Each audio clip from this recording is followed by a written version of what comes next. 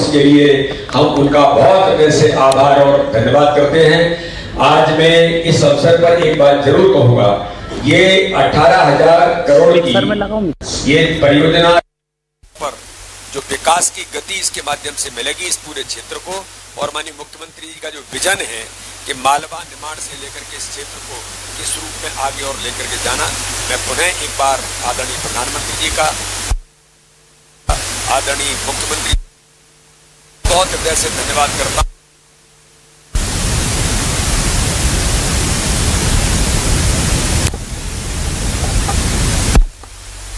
प्रधानमंत्री जी ने, अश्विनी वैष्णव जी ने जो सौगात मध्य प्रदेश की जनता, मध्य प्रदेश के भारतीय जनता पार्टी के कार्यक्रम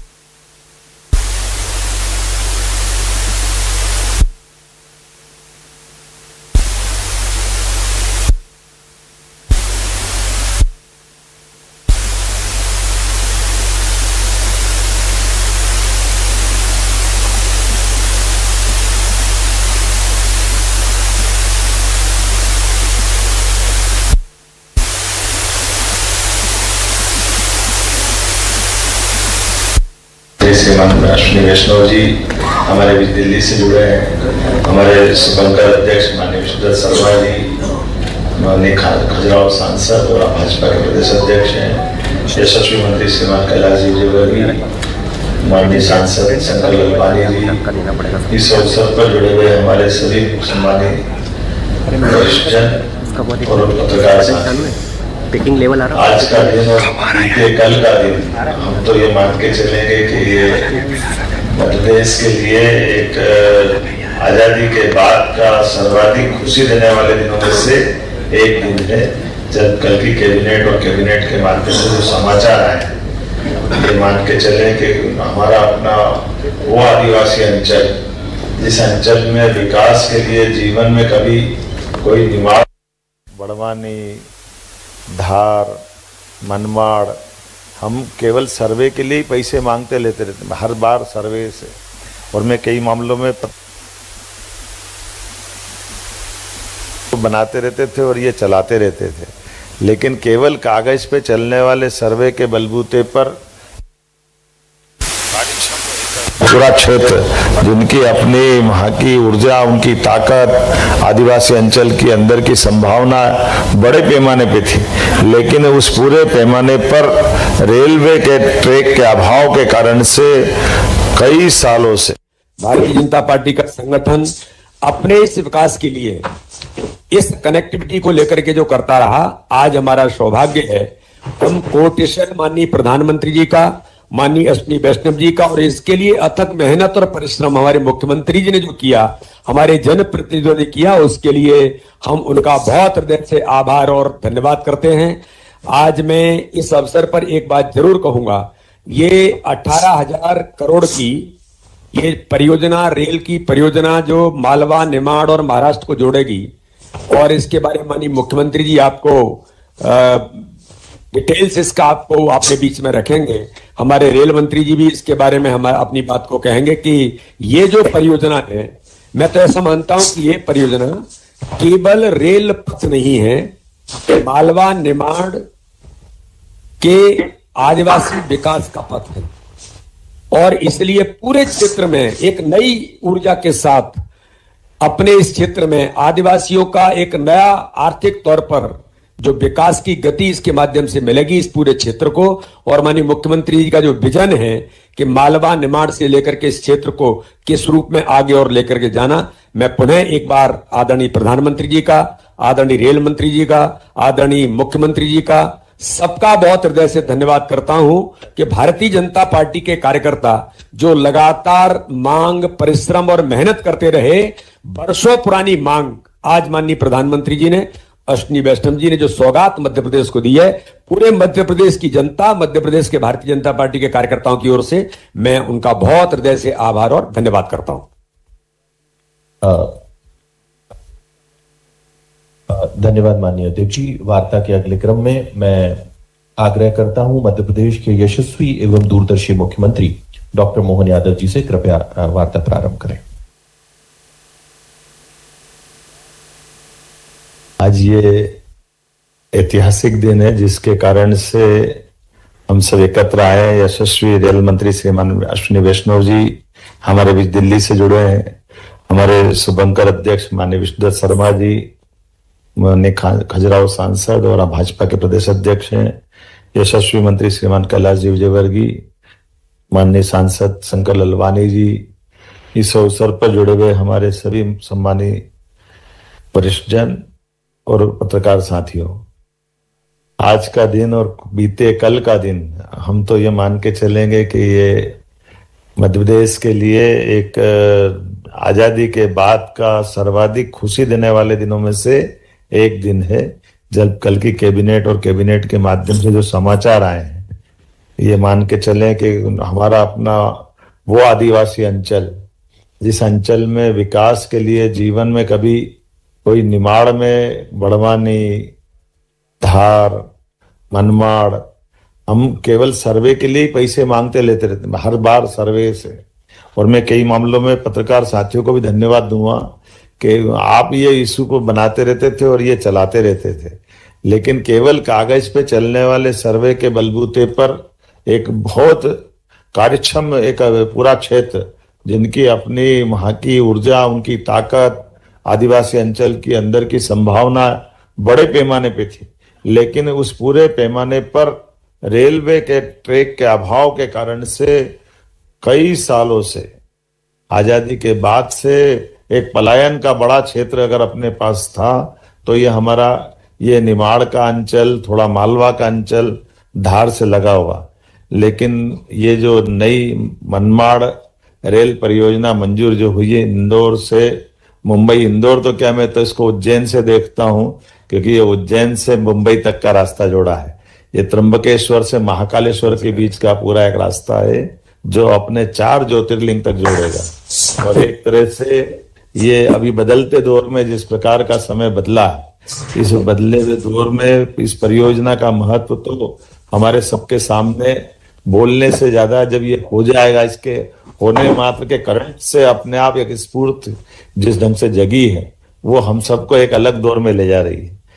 कल्पना करना थोड़ा सा अभी भी ऐसा लगता है कि क्या वाकई 18,500 करोड़ की रेल लाइन कोई एक झटके से ऐसे कर सकता है क्या? वाकई लगता है कि 56 इंच के सीने वाले की सरकार है, माननीय नरेंद्र मोदी जी की सरकार है, और ऐसे ऊर्जावान हमारे रेल मंत्री की है। जब उनने पिछली बार जब मैं मिला दिल्ली में, उन्होंने कहा था कि हमारे आप ये रेलवे स्टेशन के विकास की, रेलवे स्टेशन के स्टॉल की, या ये तो परंपरागत डबल लाइन करना है, मीटर गेज से ब्रॉड गेज करना है, ये तो कर, आपको नए रेलवे नेटवर्क की बात करना चाहिए। और उन्होंने इतनी अच्छी बात कही माननीय वैष्णव जी ने, उन्होंने कहा कि मध्य प्रदेश में नए रेलवे नेटवर्क खोजना और वो प्रस्तावित करो, उन सबके लिए अपनी सरकार पैसे देगी। और उसमें उन्होंने जो पीछे का मंतव्य छिपा होता है वो और महत्व का, जिसके आधार पर उन्होंने कहा कि मध्य प्रदेश में रेलवे के नेटवर्क से मध्य प्रदेश का तो भला होगा ही, लेकिन मध्य प्रदेश बोलते ही देश का मध्य में है ये, इसलिए उत्तर दक्षिण पूर्व पश्चिम चारों दिशा में अगर हमको जाना है तो मध्य प्रदेश से गुजरना है। तो ऐसे में मध्य प्रदेश के अंदर विकास करने में वो संभावना भी छिपी हुई है, जिसके कारण से देश की आवश्यकता है। और ये उदार और ये गंभीर सोच से ही इसी प्रकार के प्रोजेक्ट की सफलता होती। मैं उम्मीद कर रहा हूं कि खासकर आदिवासियों के लिए आज के इस दौर में ये जो विकास, ये जो रेल का विकास नहीं है, ये हमारे आदिवासियों का विकास है, आदिवासियों के आर्थिक उनकी जिंदगी के बदलाव का विकास। और इसलिए वो बड़ी संभावना है, जैसे कई बड़ी बड़ी संभावना हमारी माइनिंग से लेकर के मिलेट्स तक, बड़ा मोटा अनाज का पूरा बेल्ट है हमारा, अपना आलू मालवा से निकलने वाला और नासिक से आने वाला प्याज है। ये बड़े पैमाने पे फूड इंडस्ट्रियों के लिए परस्पर आवागमन का है। ऐसे ही लॉजिस्टिक हब बनाने की बहुत बड़ी संभावना का क्षेत्र है।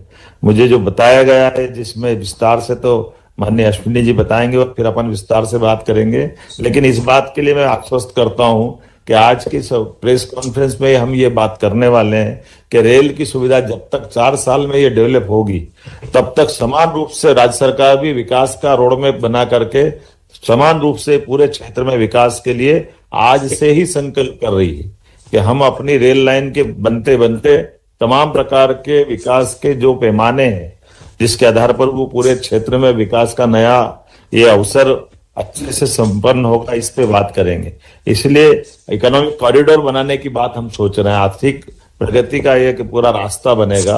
और इसीलिए बड़वानी, खरगोन, खंडवा, धार, इंदौर, उज्जैन, इस पूरे बेल्ट में जैसे हमने पहले एक प्लान किया हुआ है डेवलपमेंट की दृष्टि से कि ये जो हमारा वास्तव में रेल नेटवर्क जुड़ रहा है, जो बड़ी कठिनाई की बात भी लेकिन बड़ी उपलब्धि होगी, खंडवा से सीधा इटारसी, इटारसी से भोपाल, भोपाल से आगरा होकर दिल्ली जाने वाला बहुत लंबा रूट है, लगभग 200 किलोमीटर का चक्कर उसका भी बचता था।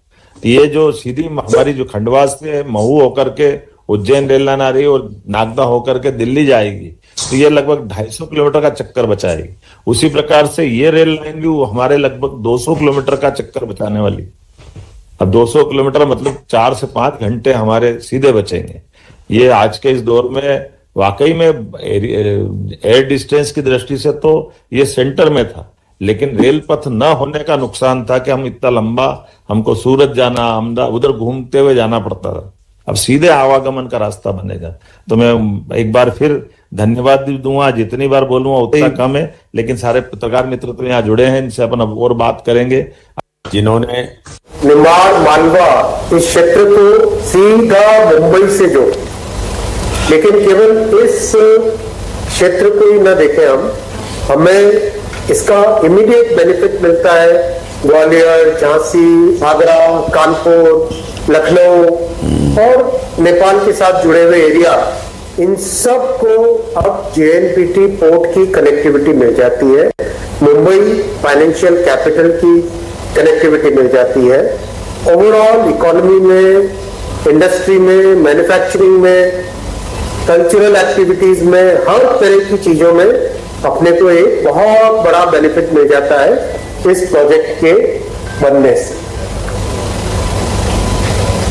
ये इसका की प्लान है। की प्लान का मतलब ओवरऑल प्रोजेक्ट का अलाइनमेंट किस तरह से जाएगा। इसमें धुले से नारदाना वाला जो सेक्शन है एक छोटा सा, ये सेक्शन 35 किलोमीटर का, इस पे काम पहले ही चालू हो गया है, इसलिए उसका एक बेनिफिट मिलेगा अपने को टाइमलाइन कम करने में।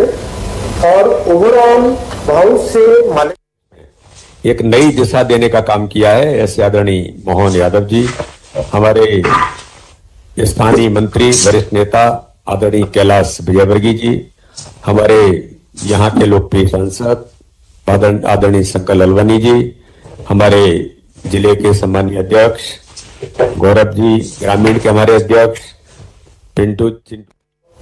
महाराष्ट्र में हो गए बड़वानी, खरगोन, धार और इंदौर, ये जिले हो गए मध्य प्रदेश में। ये पूरा मैप है, जिले के हिसाब से इसको रखा गया है रेलवे लाइन को। जो बड़े शहर और इंडस्ट्री और एग्रीकल्चर के सेंटर्स हैं मध्य प्रदेश में, जो सेंटर्स जुड़ते हैं उनके नाम है, और महाराष्ट्र में भी उनके नाम है। नाम के प्रोनाउंसिएशन में गलती ना हो, आप आशीष आप पढ़ लो नाम, या बीडी भाई आप पढ़ लो। सीएम साहब, हमारे अपने जिले के अंदर बात अगर करेंगे तो ये सीधे सीधे इंदौर, धार, खरगोन, बड़वानी, ये सीधी कनेक्टिविटी हमको मिलेगी। और इसी में लगभग हमारे अपने ये जो बाकी के लगभग जो कुल मिलाकर अगर देखा जाए तो ये कनेक्टिविटी के माध्यम से जो लंबी चौड़ी बहुत सारी सुविधा दे रखी, मैं भी सबको, हमारे पत्रकार साथियों को अभी इनकी बंटवा तो दूंगा। ये जो लेकिन जैसे नासिक, धुले, नंदुरबार, ये प्याज के हब हैं। ये नई वैकल्पिक लाइन का हमारे ज्वार, मक्का, ये मिलेट्स जो अपने इस खरगोन निमाड़ के बेल्ट में होने वाला है, ये सीधा सीधा एक तरह से इंडस्ट्री में हमारे कृषि आधारित उद्योग का तो बढ़ावा देगा ही, बड़े पैमाने पे टूरिज्म, इंडस्ट्री और माइनिंग के सेक्टर को बहुत मजबूत करने वाला है। और ये इंदौर में हमारा पीथमपुर का जो औद्योगिक बहुत बड़ा बेल्ट है और ये इकोनॉमिक है, और उसी प्रकार से उज्जैन का मेडिकल डिवाइस पार्क है। ये देश के 4 डिवाइस पार्क में से एक है। इसका सीधा सीधा लाभ मिलेगा। 4 ज्योतिर्लिंग से हमारा इसका संबंध आने वाला है। चारों ज्योतिर्लिंग हमारे घृष्णेश्वर, त्र्यंबकेश्वर, नासिक और ये महाकालेश्वर, ये सीधे सीधे संपर्क में आएंगे। और यहाँ से शिरडी के साईं बाबा को जाने के लिए भी सीधा रास्ता मिलने वाला है। ये आने वाले 2000, अब मैं तो निवेदन इतना ही करूँगा कि 29 की जगह 28 पूरा कर लें तो ये सिमस्त हमारा 28वां होने वाला है, उसका लाभ हमको मिल जाएगा। तो इस तरह से एमपी के जो स्थान है बागड़ी, जरवा, नीमगढ़, सेंधवा, ये जो कनेक्ट, हाँ ये भी है ना लगातार। ये छोटे छोटे काफ़ी अच्छे स्थान हैं। तो मैं मान के चलता हूँ कि इसका पूरा लाभ, और ये जो हमको बताया गया है कि लगभग आप ही बताएंगे, इसमें इंदौर मनमाड़ रेलवे परियोजना के लाभ से 138 किलोग्राम तो करोड़ किलोग्राम कार्बन डाइऑक्साइड की कमी आएगी, जो 5.5 करोड़ पेड़ लगाने के बराबर है। और 18 crore litre high speed diesel की बचत होगी। ये रेलवे की साइड से जो बताया गया है, एक इंडस्ट्री की संभावना बहुत ज़बरदस्त है। मैं कई क्षेत्रों में कई प्रकार की इसमें संभावनाओं को समेट रहा हूँ, लेकिन आज तो ये पीथमपुर को नई तुरंत बेहतर ढुलाई की और परिवहन की जो व्यवस्था दी है, जो ये बहुत बड़ा लाभ अपने को मिलने वाला है। अभी बोलेंगे, थोड़ा सा आप बताएंगे सही भाषा। जैसा माननीय मुख्यमंत्री जी ने कहा, जो हमारे प्याज के बड़े हब्स हैं महाराष्ट्र में, और कई तरह के फ्रूट्स, कई तरह के वेजिटेबल्स, कॉटन के बड़े हब खारगोन में, धार में, महाराष्ट्र और मध्य प्रदेश दोनों के दोनों प्रदेशों को इसमें बहुत बड़ा बेनिफिट होगा। और पीथमपुर इंडस्ट्रियल एरिया में महिंद्रा, फिर इसके अलावा कमर्शियल व्हीकल्स के, फिर स्टील इंडस्ट्रीज है, इन सबको सीधी एक्सेस मिलेगी जवाहरलाल नेहरू पोर्ट ट्रस्ट के साथ। बहुत सारे हैंडीक्राफ्ट्स को, सबको इसका बेनिफिट मिलेगा। मध्य प्रदेश में प्रोजेक्ट में काफी एक लंबा टनल वाला पोर्शन आएगा, करीब 17.7 किलोमीटर की टनल्स रहेगी मध्य प्रदेश में। और विंध्य के पहाड़ है, नदियां हैं खूब सारी, चंबल नदी में, नर्मदा जी पर, देव पर, गोई नदी पर, इन सब पर भी बड़े ब्रिज इस प्रोजेक्ट में बनेंगे। इस प्रोजेक्ट में एक और चीज का ध्यान रखा गया है कि ग्रामीणों को कम से कम तकलीफ हो, इसलिए ज्यादा से ज्यादा संख्या में फ्लाईओवर और अंडरपास की व्यवस्था इस प्रोजेक्ट के अंदर शुरू से डिजाइन में की गई है। तो जो फ्लाईओवर्स इसमें बनेंगे, 35 फ्लाईओवर बनेंगे, अंडरपास 62 के आसपास बनेंगे मध्य प्रदेश में। वैसे ही महाराष्ट्र में भी बड़ी संख्या है, 12 फ्लाईओवर और करीब 79 अंडरपास। और महाराष्ट्र में ब्रिज बनेंगे तापी नदी पे। ओवरऑल बहुत सारे ब्रिजेस, बहुत सारे अंडरपासेस, फ्लाईओवर्स इस प्रोजेक्ट में है, और टोटल 21 किलोमीटर की टनल इस प्रोजेक्ट में आई। माननीय मुख्यमंत्री जी ने बहुत अच्छा सहयोग किया है रेलवे के प्रोजेक्ट्स में, डेवलपमेंट में, और इसीलिए जमीन, लैंड एक्विजिशन हो, फॉरेस्ट अप्रूवल हो, सबका बहुत अच्छा सहयोग मिल रहा है। उसी सहयोग की कड़ी में इस प्रोजेक्ट में भी आपकी तरफ से एक स्पेशल टास्क फोर्स बन जाए, रेलवे के अधिकारी हो, राज्य के अधिकारी हो, उसमें दोनों साइड के अधिकारी हो, तो मिलके डबल इंजन की सरकार जल्दी से जल्दी ये काम करे। इस प्रोजेक्ट में एक और विशेषता है कि इसकी स्पीड 160 किलोमीटर पर आवर की रखी गई है इस प्रोजेक्ट में। यानी अभी जो बड़े नए कॉरिडोर्स जो भी बन रहे हैं, उन सब में 160 kmph की स्पीड रहेगी। तो प्रैक्टिकली जो टाइम है बहुत कम हो जाता है। फिर लंबी गाड़ी चला सके उसके लिए इलेक्ट्रिकल ट्रैक्शन 2x25 kV का रखा है। कवच इसमें शुरू से फिटेड होगा, और कई तरह की बेनिफिट्स, ट्रेन में ज्यादा, मतलब ज्यादा वजन वाली ट्रेन ले जा सके और ज्यादा स्पीड पे चला सके, उसके लिए स्लीपर डेंसिटी, ट्रेन में जो ट्रेन ट्रैक जो होता है, पटरी होती है, उसका एक अलग पैरामीटर, 25 एक्सल टन का लोड, वो सब चीजें ध्यान में रखी गई है। साथ ही साथ नए इंडस्ट्रियल हब बन सके। अभी शुरू में 2 या 3 पॉइंट आइडेंटिफाई किए हैं, 4 पॉइंट आइडेंटिफाई किए हैं, लेकिन ये 4 केवल शुरुआत।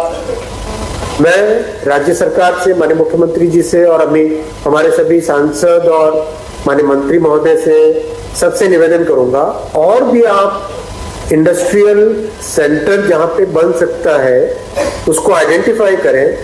वहां पर हम गति शक्ति कार्गो टर्मिनल बनाएंगे, जिससे कि सामान तुरंत बिना किसी दिक्कत के पोर्ट तक पहुंच सके। मेड इन मध्य प्रदेश सामान तुरंत किसी भी दुनिया के किसी भी हिस्से में जाने के लिए पोर्ट तक पहुंच सके। ये व्यवस्था मिलके करेंगे, दोनों केंद्र सरकार राज्य सरकार मिलके करेंगे। एक बहुत इंटरेस्टिंग इसमें आइटम है आपकी जानकारी के लिए। इस प्रोजेक्ट में 138 करोड़ किलोग्राम कार्बन डाइऑक्साइड बचती है।